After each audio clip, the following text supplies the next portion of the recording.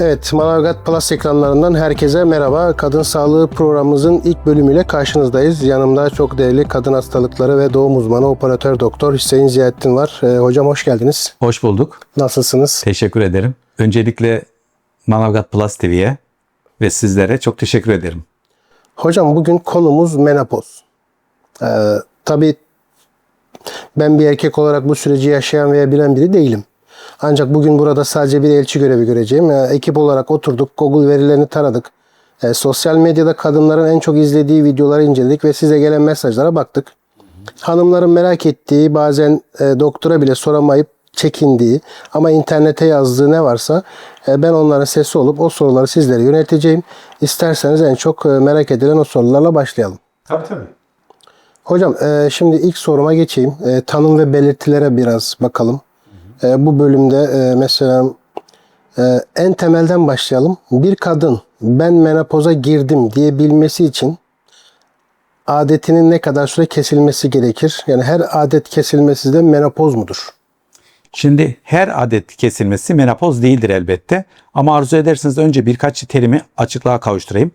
Şimdi menopoz demek menarş ve pauz kelimelerinin birleşiminden oluşuyor. Yani adetin kesilmesi anlamında geliyor. Burada bir defa menopoz demek için bir defa yumurtalıkların tamamen üretim faaliyetini durdurması ve de adeti de en az bir yıl adet görmeme hali gerçekleşmesi lazım. Dolayısıyla menopoz demek için geriye doğru bakarak anlaşılır bu. Ve her adet görmeme bir menopoz değildir. Örneğin gebelikte, emzirmede kadınlar adet görmez. Biz bunlara menopoz diyemeyiz. Demek ki menopoz demek yumurtalığın tamamen ölmesi demek. Artık görev yapamaması, folikül üretememesi, üreme yeteneğini tamamen kaybetmesi demektir. Ve en az da son adet tarihinden bir yıl geçmesi gerekiyor menopoz tanımı için. Bir de buna erken menopoz terimi var. Bu da 40 yaşından önce gerçekleşirse bu olay erken menopoz, 40 yaşından sonra gerçekleşirse de menopoz diyoruz. Hocam ikinci sorum şöyle. Herkesin bildiği o meşhur ateş basması dışında kadınların vücutlarında ne hissederse size gelmeli. Evet, bu çok güzel soru. Şimdi öncelikle 3 tane hormondan bahsedeyim size. Progesteron, östrojen ve testosteron. Bunlar da özellikle ortalama kadınlarda, dünyada da böyle 36 yaşından itibaren yumurtlama olmamaya başlıyor veya nadir yumurta olmaması oluyor. Ve dolayısıyla 36 yaşından sonra progesteron hormonu yavaş yavaş azalıyor. Bu azalmada ilk defa kadın adetleri düzenli olmasına rağmen uyku değişiklikleri olmaya başlıyor. Mod değişiklikleri olmaya başlıyor. Depresif bir hal, mutsuzluk, endişe hali, panik atak, uykusuzluk, sinirlilik gibi bulgular olabilir. Fibromiyalji dediğimiz kemik ve eklem ağrıları oluşabilir. Bu bulgular ilk defa fark ettiğinde aslında bu yaşlardaysa mutlaka bize gelmeleri gerekiyor. 38 yaşından itibaren östrojen azalması da buna eklenince o zaman işte ateş basmaları, hepimizin bildiği klasik gece terlemeleri, uyku bozuklukları, cilt kuruluğu, cinsel ilişki sırasında kuruluk, atrofi ve acı hissi oluşabilir. Daha sonra 40 yaşından itibaren ise testosteron hormonu da düşer. Testosteron hormonu çoğumuzun çok iyi bilmediği bir hormon. Ama testosteron hormonu hem erkekte hem de kadında cinsel libidoyu artıran, onu sağlayan bir şey. Keza bu değil. Kemik yapımı, kas yapımı, kan yapımı, bunlarda da çok faydası var. Ayrıca kadınlar ilerledik zaman, yaşları ilerlediği zaman yüzlerinde dikkat edin sarkmalar oluşur. Yüz kaslarının hemen hemen hepsini çalıştıran kalp kası dahil testosterondur. Dolayısıyla yine insandaki o enerjiyi azaltan testosteron eksikliğidir. Konuşmalar insan yaşlandıktan sonra dikkat edin böyle yavaşlar eder. Bu bazı kişilerde testosteron ciddi anlamda düştüğü için onlarda böyle yavaş konuşma, bir yaşlı sesinde bir kırılma oluşur. Dolayısıyla bu bulgular oluştuğu zaman mutlaka bize gelmeleri gerekir. Hocam şimdi kilo ve psikoloji bölümüne girmek istiyorum.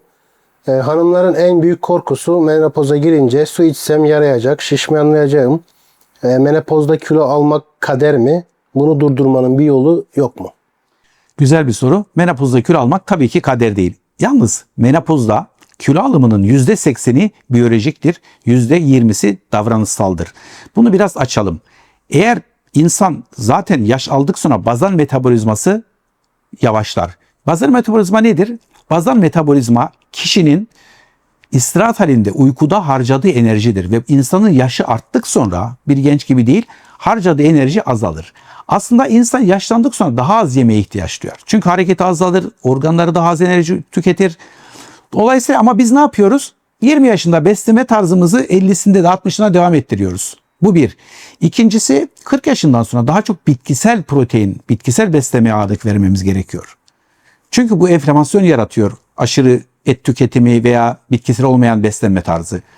Yine özellikle 45 yaşlarından sonra insülin direnci artabileceği için diyabete meyil var. Tip 2 diyabete. Ve dolayısıyla kandaki glikoz hücreye girmeyince ne yapıyor? Fazla da aldığınız zaman siz bu defa yağ olarak depolanıyor. Dikkat ederseniz menopozdaki kadınlarımızda kalçalarındaki yağ azalırken, popo düşerken daha çok göbek kısmı yağlanıyor. İşte bu hep bu hormonların azalmasına bağlıdır ve ciddi anlamda bir menopoz tedavisi görürlerse bunlar azalır. Ayrıca yaş ilerledik sonra kas yapımı yavaşlar, kas yapımı düşer, kas hacmi küçülür. Dolayısıyla bu yaşlarda hem kas yapımını da artırmak gerekir. Yani sadece kardiyo, yürüyüş değil, özellikle kaslarımızı güçlendirecek ağırlık egzersizleri de yapmamız gerekiyor. Bu hem bizi dinç tutar hem de kaslar glikoz kullandığı için kilo almamızı da yavaşlatır. Menopozdaki bir kadın neden agresifleşir veya neden depresyona girer? Eşler bu dönemde çok kavga ediyor. Beylere buradan ne söylemek istersiniz? Bu bir kapris mi yoksa hormonların oyunu mu? Şimdi şöyle anlatalım. Önce erkeklerden başlayayım. Erkeklerde de andropoz var aslında. Ama andropoz erkeklerde 40 yaşından 80 yaşına kadar yayılan bir süreçte yavaş yavaş hormonları azalarak, birim birim azalarak geçtiği için erkek bunu daha kolay tolere eder. Kadınlar bu konuda şanssız. Çünkü kadın düşünün 36 yaşından 40 yaşından itibaren 50 yaşına kadar çok dramatik bir şekilde hormonlar azaldığı için az önce anlattığımız gibi progesteron hormonu bizim modumuzu, uykumuzu değil mi? Hep bunlar etkiler. Kadın bir bakıyor bir anda uykuları bozulmuş, agresif, tahammülsüz, buna bir anlam veremiyor. Agresif olur. Menopozu kadın dediğimiz biz tabir var halk arasında. Bu alçaltıcı, küçültücü bir şey. Aslında menopoz yaşamın farklı bir evresine geçiştir. Böyle bakmak lazım. Bunun olumlu yönlerine odaklanmamız gerekir. Ama maalesef kadın kendisi de kendine menopoza girdiği için negatif bakar. Ben artık güzel değilim. Ben artık üremeyi cinsellikle karıştırır. Aslında onun üreme yeteneği bitmiştir. Ama o üreme yeteneğini cinselliği bitmiş gibi algılar. Bu biraz kültürel, toplumsal bir bilinçsizlik demek bu. Dolayısıyla önce kadın artık adet görmekten rahatladım. Görmemek güzel bir şey. Çocuklarım da büyüdüyse artık kendime daha fazla vakit ayırabilirim. Eşimle daha fazla vakit ayırabilirim. Daha fazla sevişebilirim. Bu böyle bakması lazım. Ama kadın kendini geri çekerse, erkek de zaten bu kadın artık erkekte de bilinçsizlik var. Artık kadın üremiyor. Bu artık cinsellik olarak da bitti gözüyle. Ya bu ayrımları çok iyi bilmek gerekir. Ve benim önerim özellikle kadınlara da erkeklere de bu dönemlerde mutlaka ilişkilerini, gerek bireysel ilişkilerini gerekse cinsel ilişkilerini masaya yatırıp gerekirse bir cinsel terapistten bilgi almaları gerekir. Erkeklere mesajım şudur. Bu kadında yaşanan bir travmadır aslında menopoz. Çünkü hızlı gelir, bir deprem gibidir. Dolayısıyla bunu anlayışla karşılamak lazım ve psikolojik olarak desteklemeleri gerekir.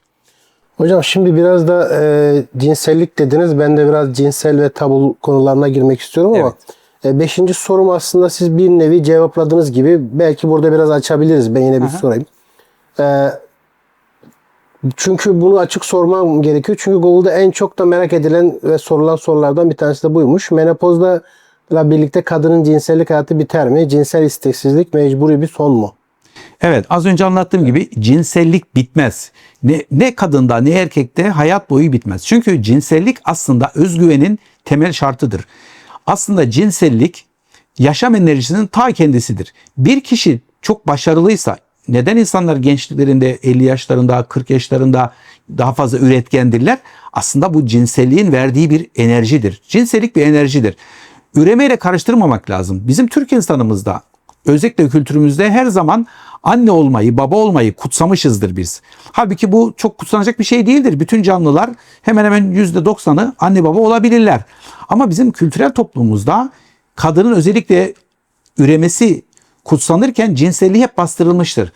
Keza buna ilaveten şunu söyleyebilirim. Bir defa klitoris denen bir organ var.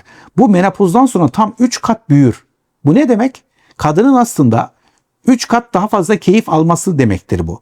Erkeğin bir defa yaşı ilerledik sonra sertleşme sorunları oluşabilir. Kadında böyle bir şey yoktur. Eğer kadın menopoz sürecini doğru anlayıp anlaşılırsa, uygun olan biyoeşdeğer hormon tedavisini kullanırsa, eğer testosteron hormonu da düşükse ve bu düzeltilirse kadının kesinlikle cinsel yaşamı 80'e 90'a kadar gider. Bir de cinsellikteki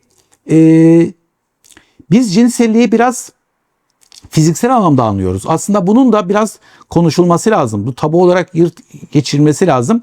Ama bu dönemde biyoeşdeğer hormon tedavisi gören kadınlarda vajinal kuruluk olmayacaktır. Tedavi görmeyen insanlarda lokal östrojen tedavileri veriyoruz ve bu tamamen ortadan kalkar. Ama kadınların öncelikle bu menopozdan sonra kendilerine zaman ayırıp kendilerini daha dişi yapmaları gerekir. Halbuki kadın ne yapıyor? Kendi dişilik ruhunu ortaya çıkarmadan işte göğüs yapmaya çalışıyor, işte karnını aldırıyor, cildine bakıyor. Ama öncelikle erkeğin istediği aslında bu değildir. Erkek öncelikle dişi bir varlık görmek istiyor. Burada kadınlara da bu konuda da ruhlarına, dişilik enerjilerine yatırım yapmalarını tavsiye ediyorum. Hocam menopozdan sonra bir kadın korunmayı bırakmalı mı? Yani artık hamile kalmam deyip korunmayı bırakanlara sürpriz gebelik şoku olabilir mi?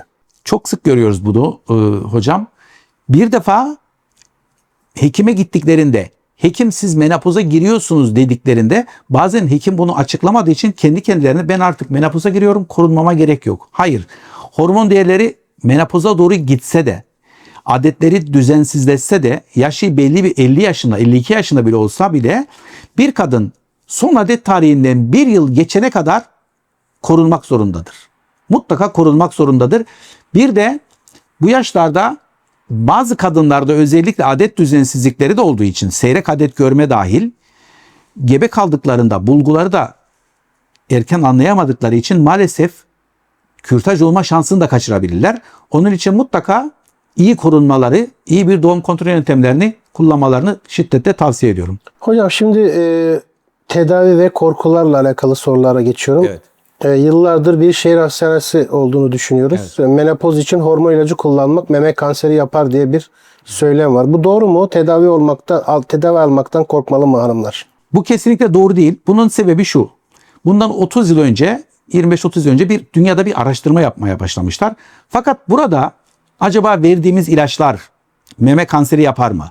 Yalnız burada kullanılan ilaçlar biyoeşdeğer doğal ilaçlar değil.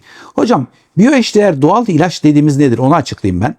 Biyoeşdeğer özellikle bu östrojen, progesteron ilaçları, bunlar soya fasulyesi ve patatesten elde edilen, kadındaki milyonlarca yıldır insanoğlunun özellikle kadındaki kanındaki gezen aynı kimyasal molekül demektir biyoeşdeğer. Bu olduğu sürece hiçbir şey olmaz. Çünkü bir insanın, bakın siz mesela tiroid ilacı da böyledir. Siz tiroid ilacını aldığınızda gidiyorsunuz kanınızı ölçüyorsunuz. Peki kanınızda ölçülen dışarıdan aldığınız tiroid hormonu mu ve vücudunuz ürettiğini ayırt ediyor mu? Hayır. Tek bir şey çıkarıyor size. İşte biyoeşdeğer aynı molekül demektir. Vücudumda benim milyonlarca yıldır gezen bir molekül neden bana zarar versin? İşte bu yapılan deneysel çalışmalarda hormonumsu ilaçlar. Yani birebir biyoeşdeğer doğal hormon değil de sentetik ilaçlar kullanıldığı için bunlarda dahi kullanıldığı halde aslında meme kanseri aslında istatistik anlamda artmamış ama öyle bir korku verilmiş zamanında. Bilemiyoruz bunun nedenlerini ama artık bu dünyada son 5 yıldır bakın Fransız kadınların %80'i biyoeşdeğer hormon tedavisi görüyorlar. Onun için vücutları dimdik, yürüyüşleri bir defa bir yaşlanma sürecini yavaşlatan bir şeydir bu. Bakın çok konumuz olmadı, giremedik. Menopoz tedavisi gören kadınlarda kemik erimesi çok nadir olur. Görmeyenlerde 50 yaşından sonra menopoz tedavisi almayan kadınların 1/3'inde kemik kırıkları oluşur. Özellikle omurgalarda. Efendime söyleyeyim 5 katı kalp krizleri geçirirler. Erkeklerle aynı orana gelirler. Çünkü östrojen damarı genişleten, kolesterolü düşüren bir hormon. Keza Alzheimer dediğimiz bir demans çeşidi biliyorsunuz. Bu menopoz tedavisi görmeyen kadınların daha fazla 2 kat 3 kat daha fazla yakalandıkları görülür. Yani menopoz doğaldır. Biz buna hiçbir şey yapmayalım. O zaman niye biz tiroid hastası olduğumuzda bırakalım diyelim? Niye biz diyabet olduğumuzda insülin alıyoruz? Bırakalım. Böyle bir şey yoktur. Önemli olan insanoğlunun aynı biyoeşdeğer tedavisi görmesidir. Bugün gelişmiş ülkelerde bu çok yaygın olarak artmaya başlamıştır. Ülkemizde de artması inşallah dileğimizdir. Hocam genç bir kadın erken menopoza girdiğini öğrenirse dünyası başına yıkılmalı mı? Geri dönüşü veya anne yapma şansımız var mı? Evet, şimdi bakın, menopoz veya erken menopoz, insanlar zanneder ki sadece 30-40 yaşlarını. Bakın ben 20 yaşında, 22 yaşında menopoza girmiş kızlar gördüm. Dolayısıyla her genç kız 18-20 yaşından sonra mutlaka yılda bir gerek hormon olarak gerek jinekolojik muayene olarak over rezervine baktırması gerekir. Çünkü gerçekten artık perimenopoz, yani menopoza geçiş demek veya menopoza artık yaklaştığı zaman gebe kalma sorunu başlar. Dolayısıyla bu stresi yaşamamak için mutlaka ve mutlaka bebek düşünen her genç kızın yılda bir defa over rezervini kontrol etmesi lazım. Neler yapılabilir? Diyelim ki bir kadın 33 yaşındadır, evlenmeyi şu an düşünmüyordur veya uygun bir eş denk gelmemiştir. Mutlaka bunlarda yumurta toplama işi ve yumurta dondurarak bunları saklama yoluna mutlaka gitmeleri gerekir. Burada hep geç kalıyor kadınlarımız. Bu konuda bir kez daha uyaralım. Hocam şimdi 5. bölüme geldik. Doğru mu yanlış mı bölümü? Sizden sadece evet ve hayır olarak cevaplar isteyeceğim. Tabii. Menopozda cinsel hayat biter. Hayır. Sigara içen kadınlar menopoza daha erken girer. Evet. Menopozdan sonra kemik erimesi kesinlikle başlar. Evet. Bitkisel çaylarla menopoz geciktirilebilir. Hayır. Erken menopoz genetiktir. Annem neyse ben de o olurum. Genetik hayır. Yalnız bunu açalım. Biraz kalıtsal özellikleri vardır bunların. Ama illa birebir olacak demek değildir. Hayır diyelim buna da. Hocam sorularımız bitti. Gayet de güzel bir program olduğunu düşünüyorum. Çok da güzel bilgiler verdiniz. O yüzden ağzınıza sağlık. Son olarak takipçilerimize bir şey söylemek ister misiniz? Şimdi aslında bizim bu programları yapmamızda amaç kişilerin, kadın sağlığı özellikle, okur yazarlıklarını bilinçlendirmeni sağlamaktır. Şimdi özellikle menopoz konusunda, biyoeşdeğer menopoz konusunda insanlarda tabii 50 yılın bir şeyi var, geçmişi var. Hep korkuyorlar, tedavi almaktan korkuyorlar, işte bırakıyorlar kendilerini. Halbuki böylece çok hızlı bir yaşlanmaya ve hayat kalitesini düşürmeye. Kaldı ki insan ömrü, Dünya Sağlık Örgütü artık 80 yaş ve sonrasına yaşlı diyor. Bakın 75 yaşında bile yaşlı değilsiniz. Neden? Çünkü üreten bir insan yaşlı değildir. İlla ki 20 yaşına kadar koşmanız gerekmez. İlla 20 yaşına kadar futbol oynamanız gerekmez. Ama yine o bilginiz varsa, birikiminiz varsa üretime devam ediyorsunuz. Dolayısıyla mutlaka bu konularda kadın hastalıkları uzmanlarını zorlasınlar ve mutlaka bu konuda tedavi almalarını, özellikle de perimenopoz dediğimiz menopoza girmeden önce o adetlerin seyrekleşme ve düzensizleşmeye başladığı zaman ve de az önce konuştuğumuz o belirtilerin, terleme, ateş basmaları gibi belirtilerin başladığı zaman almaları gerekir. Çünkü perimenopozda, yani adetin tam kesilmeden önceki dönemde kemik erimesi %80'ini kaybediyor Tamer Bey. %80. Dolayısıyla bu dönemde tedavi başlaması gerekir. Aslında zamanımız olsa inşallah ileride menopoz artı kemik sağlığı, menopoz artı Alzheimer, menopoz artı kalp sağlığı gibi konuları daha başta incelesek, izlesek inşallah daha da faydalı olacaktır. Hocam söz verdiğimiz gibi her pazar 21'de takipçilerimizle birlikte olacağız. Bundan sonra sizle sık sık bir araya geleceğiz. Daha birçok konu konuşacağız. Başka bir programda görüşmek üzere. Hoşça kalın.